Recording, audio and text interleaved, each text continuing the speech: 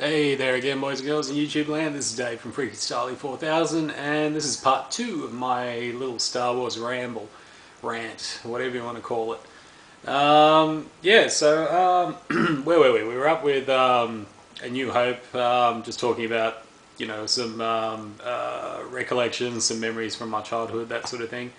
I think I was pretty much done. Just, look, it is the perfect film, and as I mentioned in the previous video, look, there's no reason for George Lucas not to re-embrace his original work and put it out for the fans who want it. I understand, having watched the People vs. George Lucas documentary recently, that the definitive release of the original is on Laserdisc, a great big box set that, is obviously out of print and is on a format that no longer exists, the Laserdisc. But like I said, there's a market for it. We would prefer to see Han shoot first. We would prefer to see Mos Eisley in all its unglory, or in all of its 1970s set piece and costume and on location in Tunisia unglory.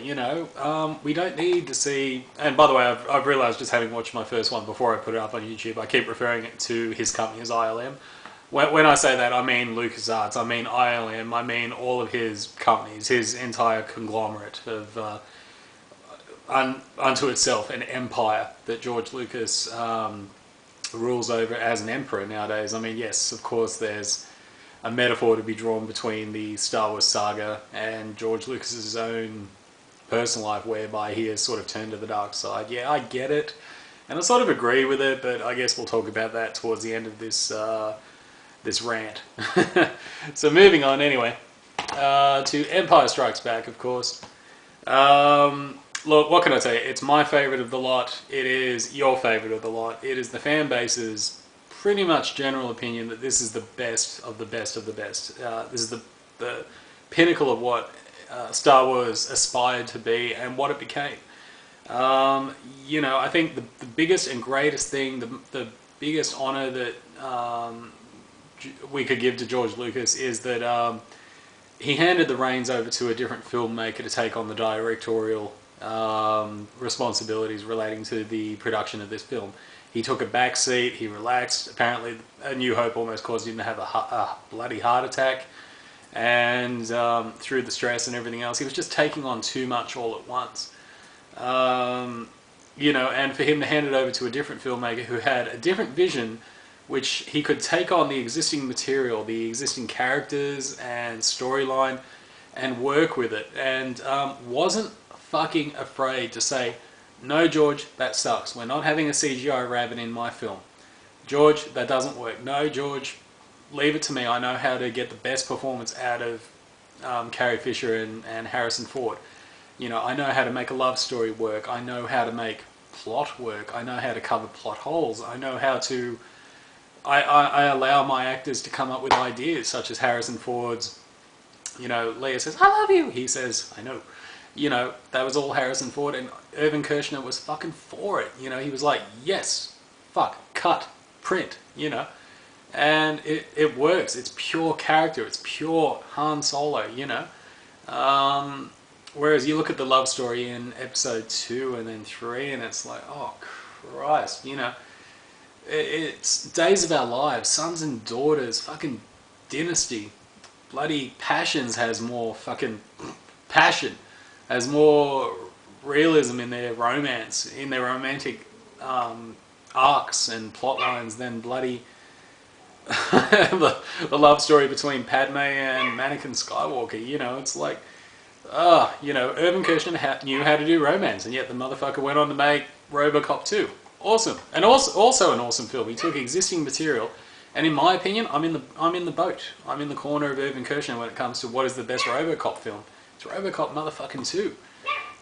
So the man knew how to make movies, and look, for what it's worth, we got the darkest, most mature, most adult of the Star Wars saga. And I know a lot of people said that, Revenge of the Sith went dark and moody, and it got an M rating here in Australia. I don't know what you fucking Americans call it, but we call it M for mature audiences only.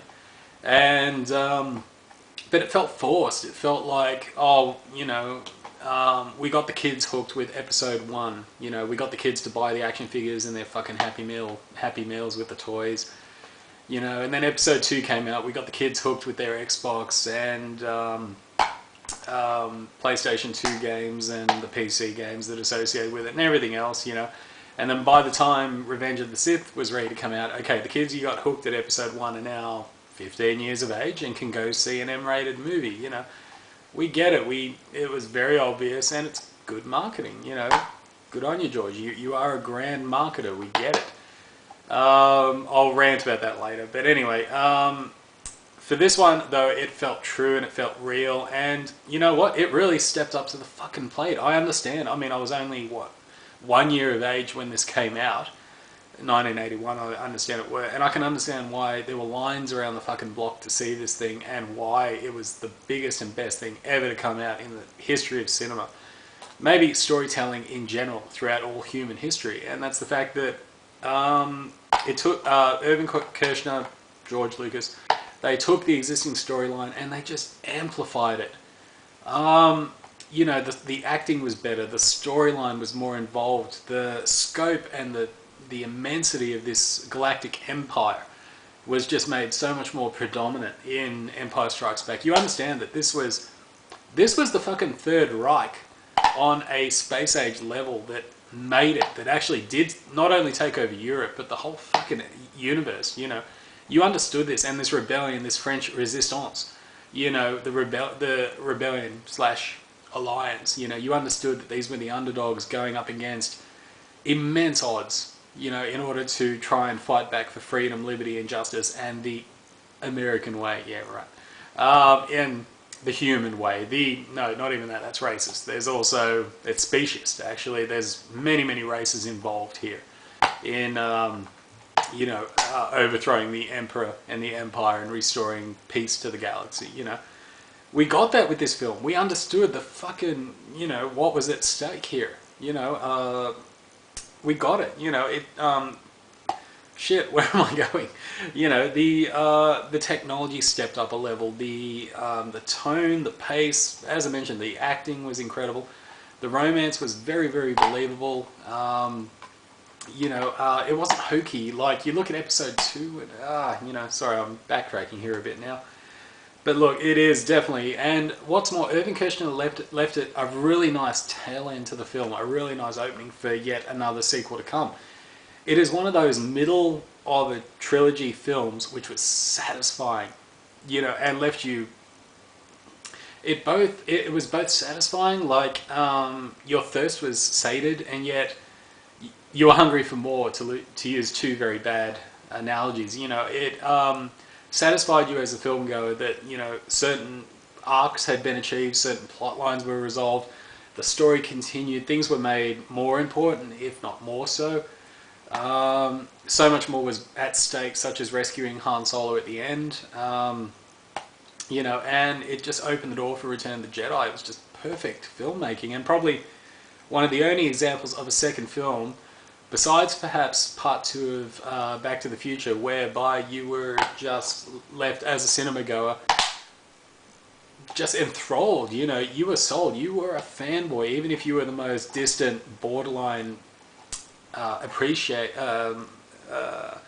someone who appreciated the film for what it was, even if you wouldn't call yourself a Star Wars fan or a nerd, yeah. Look, even the most fringe-dwelling fan of this film would have appreciated it for what it was and was ready to, I'm interested to see where this goes, The same, unfortunately, folks, cannot be said of the new trilogy. A lot of people, I know of a fact, there's a lot of people who went back to see the first one and are so jaded.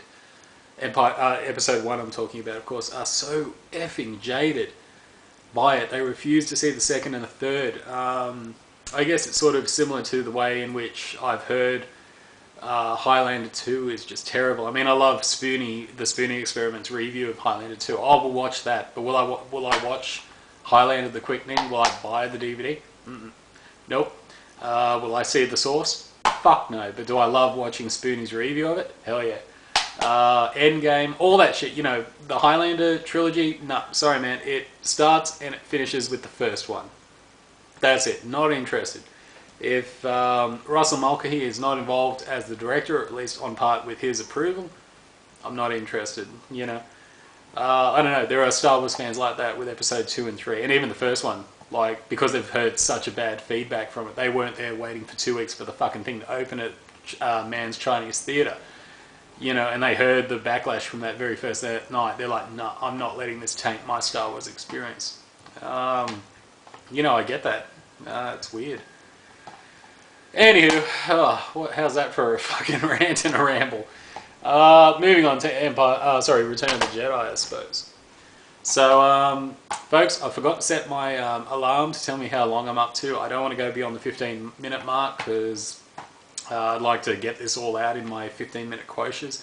So I'm just going to quickly check how long I've gone on this video, and if we're sort of getting towards the end, I'm going to stop it, and we'll start, and we'll do a new one. So just give me a sec, turning the camera around here.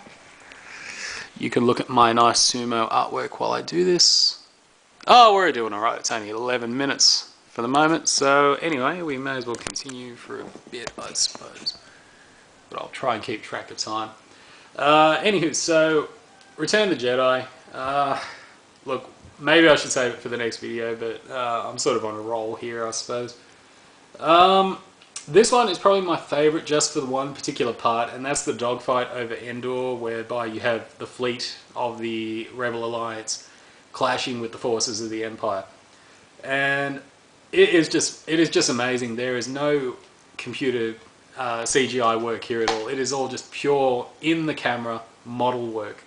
For starters, that is just phenomenal. Number two, the technology associated with these films had just stepped up and up and up, and now the Rebel Alliance has has capital ships.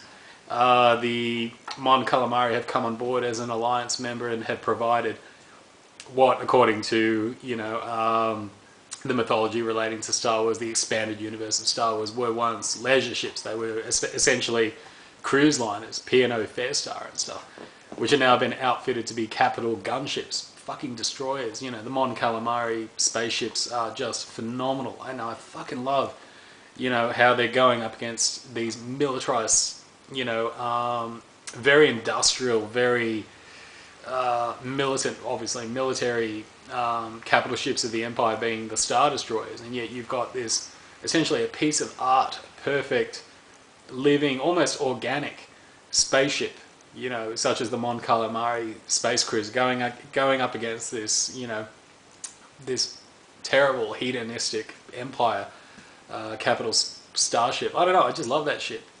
What's more, I love that the starfighters have improved. The Empire now has the Interceptor, which is an evil looking TIE fighter with arrow wings. Like, it is just fucking aimed at your heart. It will, blast the living shit out of your soul. I just fucking love just the aesthetic, just the lines on the TIE Fighter Interceptor is just, don't know, it is just such a cool looking little fighter.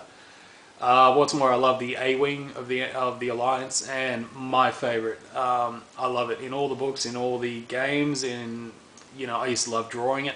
The B-Wing fighter is just possibly the greatest thing of Star Wars. I love the B-Wing. I don't know why. Just that, having read into it, obviously, it's a heavy bomber as well as a fighter. It was designed by Admiral Akbar, and from what I like is that it cannot be piloted by a human.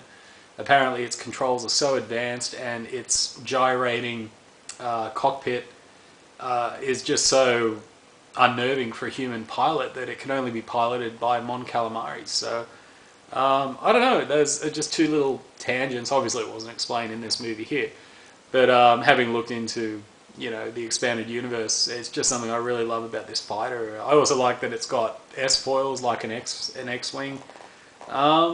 Just a cool fucking ship, and I loved seeing it in action. I'd love to see more of it. Yeah, so anyway, I'm just going to check the time again. I think I might have to... No, I won't check the time. I'm just going to push stop. So I'll talk to you in the next video, guys. Stay tuned.